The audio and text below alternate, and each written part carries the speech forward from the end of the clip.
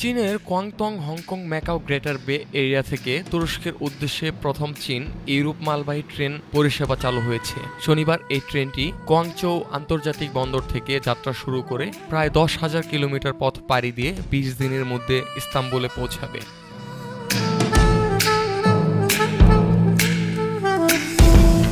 প্রথম ট্রেনটি 50টি কন্টেনার নিয়ে যাত্রা শুরু করেছে। এর মধ্যে রয়েছে গৃহস্থালী যন্ত্রপাতি, তৈরি পোশাক এবং দৈনন্দিন প্রয়োজনীয় সামগ্রী।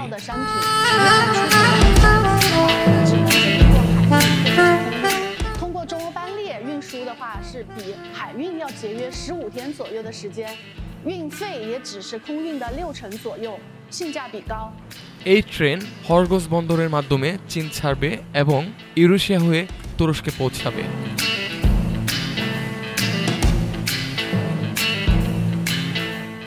কোয়াংচৌর কাস্টমস ডিক্লারেশন কোম্পানির জেনারেল ম্যানেজার ওয়াং ওয়াংকিং বলেন, এর আগে গ্রেটার বে এরিয়ার কোম্পানিগুলোর জন্য তুরস্কে পণ্য রপ্তানি করতে হতো শুধুমাত্র সমুদ্রপথে বা আকাশপথে। এখন ট্রেন চালুর ফলে সমুদ্রপথের চেয়ে 15 দিন কম সময় লাগবে, যা আকাশপথের তুলনায় পরিবহন খরচ প্রায় 40% কম।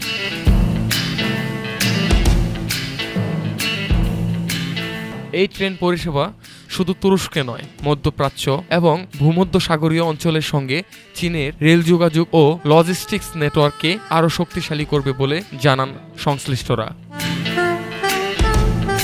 Hasan Mithu, desk report, Dhaka today.